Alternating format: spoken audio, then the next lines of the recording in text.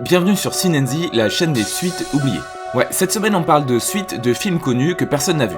Et aujourd'hui on parle d'un flic à la maternelle 2, la suite du film d'Ivan Reitman.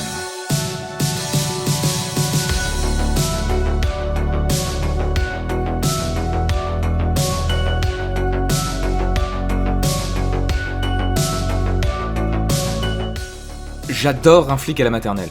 C'est un peu un plaisir coupable. On est sur un mélange complètement improbable. D'abord, on a Arnold Schwarzenegger à son prime. On est en 1990, donc Predator est sorti 3 ans plus tôt et Terminator 2 sortira l'année d'après. On prend également l'un des boss de la comédie familiale de l'époque, Ivan Reitman, auréolé du succès de Ghostbusters, qui a en plus déjà bossé avec Schwarzy pour Jumeaux. Ouais, j'adore Jumeaux aussi, je trouve que c'est vachement sous-coté. À cette recette qui est déjà presque en béton armé, on ajoute un synopsis improbable, mais qui va s'amuser à jouer avec les deux codes, ceux de l'actionneur viril et ceux de la comédie familiale avec des petits enfants trop mignons et un furet. Ouais, un jour on fera sûrement une vidéo sur les furets dans les films. Ah, vous aviez jamais remarqué le furet, hein, bande de petits coquins. Ravissant. Et d'ailleurs, ce petit gars que vous voyez à l'image là avait pas de dents, ça a été imposé pour les scènes avec les enfants évidemment. Bon, bref, Un flic à la maternelle, c'est un bon film, un succès à l'époque et devenu un classique entre-temps. Je trouve en fait que le film trouvait le bon ton, un équilibre parfait entre la comédie et l'action, et mine de rien, c'est pas facile. En plus, le tout est porté en VF par un Daniel Beretta, lui aussi à son prime, et qui nous régale avec des punchlines qui étaient cultes quand j'étais gosse. D'ailleurs, on notera que Schwarzy a déjà dit que c'était son film préféré. Bon, c'est exactement à ce moment-là de la vidéo qu'on arrête de sourire, parce qu'il y a une suite qui est sortie 26 ans plus tard.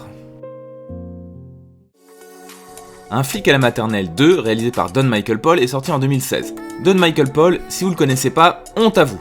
Il a réalisé des classiques comme Sniper 5, Tremors 5, Le Roi Scorpion 5, et je vous jure que j'invente rien. Et je suis presque déçu que pour la saga Lake Placid, il se soit arrêté au 4. Et en regardant sa filmographie, je découvre que la saga Taken, originellement avec Liam Neeson, puis après fait une poursuite avec une autre, a eu droit non seulement à une série complètement oubliée en 2017, et aussi à une putain de suite en téléfilm réalisée par Don Michael Paul. Non mais sans blague, c'est qui ce mec ? je résous les problèmes. Bon, bref, le seul léger minuscule point d'espoir au moment de lancer le film, c'est la présence de Dolph Lundgren au casting. Normalement, je dois pas avoir besoin de vous le présenter. Champion d'Europe de karaté en 81, petit ami de Grace Jones en 82, détenteur d'une maîtrise en génie chimique à l'université de Sydney. Ah ouais, il a fait des films aussi. Je vais te briser. Bon oui, Dolph Lundgren c'est un type qu'on adore et c'est ce qui m'a fait me dire que le film pouvait potentiellement être vaguement regardable. Il semblerait que...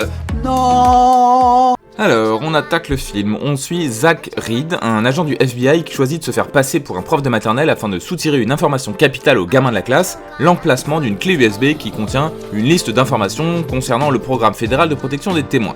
En fait, le but c'est que la femme qui est censée témoigner au procès du grand méchant russe, dans quelques jours, ne soit pas en danger.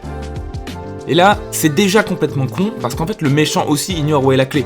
Et en se faisant passer pour un prof et en s'infiltrant dans l'école, Zach, il attire l'attention sur l'école, et sur le fait que les gosses savent potentiellement où est la clé. Enfin bref, c'est évidemment un prétexte, mais ça part déjà très mal. Premier point à noter, il faut le faire maintenant comme ça c'est fait, c'est le film le plus moche que j'ai vu de ma vie, et pourtant j'ai vu Charlie et la chocolaterie de Tim Burton. Moi aussi. La colorimétrie est saturée, les décors font tous faux, on a l'impression de regarder une pub américaine pour une assurance. Le lieu principal, enfin ce qui devrait être le principal, donc la salle de classe, ressemble au hall d'une société Herbalife ou un truc comme ça. Et habituez-vous à cette lumière de côté parce que c'est tout le temps la même de toute façon.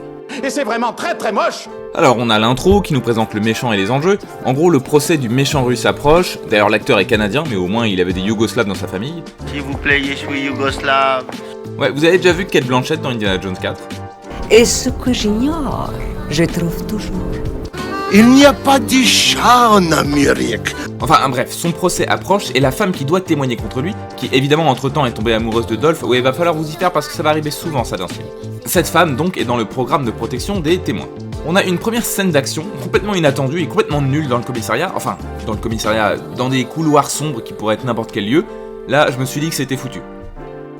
Bon, je passe rapidement sur le chef de la police, qui est évidemment un gros black, hein. Mais il a quand même une phrase ou deux qui m'ont fait un peu rire, j'avoue. C'est les seules fois où j'ai ri dans ce film au premier degré. Ensuite, le plan complètement con se met en place et Dolph arrive dans la maternelle et là, les vrais problèmes commencent. Bon, je l'ai dit, c'est moche, mais c'est là que ça saute le plus aux yeux. On remarque très vite que tous les personnages féminins de ce film n'ont d'yeux que pour Dolph. Notons-le tout de suite, il a 58 ans. Alors oui, il est en forme pour son âge, hein, mais c'est un mec de 58 ans. Et là où la blague des mamans qui trouvent le nouveau prof sexy fonctionnait quand c'était un Arnold à son prime, là je trouve ça complètement déplacé. Musclé ou pas, c'est un vieillard. Bon, après un premier contact avec les enfants, évidemment compliqué, les enfants balancent des punchlines qui tombent à plat, et ensuite on a droit à l'apparition de la collègue sexy. Ouais, désolé, j'aimerais vraiment vous dire qu'elle est autre chose, mais ce serait vous mentir. Dans ce film, ce personnage-là est là pour être une collègue sexy, c'est son unique but dans le film. Et là, on touche du doigt le premier vrai énorme problème pour un film qui s'appelle Un flic à la maternelle, les gosses ne sont pas crédibles du tout. Leurs réactions se contentent de suivre un script mal écrit. Donc par exemple dans cette scène, ils se mettent à devenir chiants, complètement psychotiques, sans raison, juste parce qu'il faut une scène où Zach pète un câble. Et en plus il pète même pas vraiment un câble, il a juste des taches de peinture sur sa chemise, qui changent de place dans la scène suivante où il rentre chez lui. Après quelques scènes où on rigole en se demandant comment c'est possible de représenter l'informatique de cette façon en 2016, on a le premier date entre Dolph et sa collègue sexy. C'est là qu'on ouvre Wikipédia et qu'on regarde les dates de naissance de nos deux acteurs.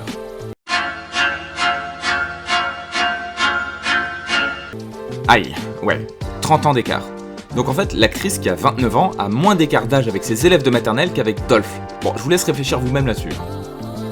Le premier date est également pour moi l'occasion de vous parler des putains de placements de produits de ce film, attention, c'est très subtil. Twix.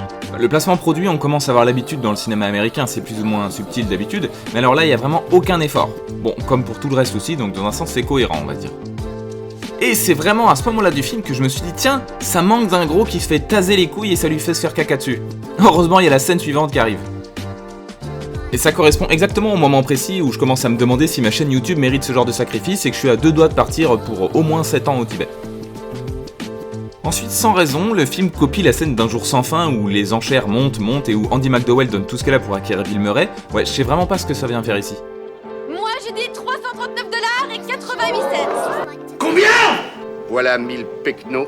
Ah oui, par contre, j'ai éclaté de rire quand le film nous annonce jour 5, alors qu'il s'est passé plein de trucs et que j'ai cru que ça faisait au moins 3 semaines qu'il était là. Parmi les choses qui se sont passées, il y a une scène de capture de drapeau que j'ai pas trop comprise. C'est une histoire de cheval de Troie, vu qu'il a expliqué le mythe aux gamins avant, mais c'est tellement mal réalisé qu'on comprend rien du tout à ce qui se passe.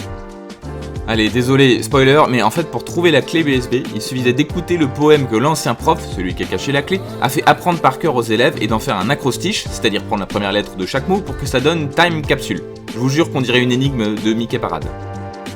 Bon, le film se finit sur un duel avec le méchant, dans lequel Dolph met complètement la vie des élèves en danger en les laissant aller se battre contre 2 méchants avec des bâtons, alors que les mecs ont des flingues, je vous jure que c'est vrai. Et après les parents arrivent et sont trop contents. Mais là c'est procès sur procès les mecs. Vous avez infiltré un flic dans l'école, il a attiré l'attention d'un grand mafieux russe, et ça a clairement mis toute la classe en danger de mort. Mais comme ce film est mal écrit par des gens qui n'ont rien à secouer, à la place on a une happy ending où Dolph et celle qui pourrait être sa fille s'embrassent. Ouais. Bon, pour résumer, c'est moche, c'est complètement con, c'est pas drôle, et le cœur du film, à savoir les interactions entre Dolph et les enfants, sont soit inutiles, soit tellement mal jouées, filmées et écrites qu'elles deviennent les moments les plus difficiles à regarder du film, alors que ça devrait être les moments mémorables.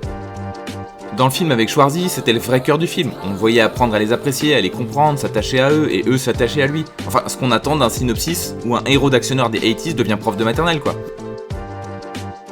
Je donne à ce film la note de 1 furet sur 5, et c'est vraiment cadeau.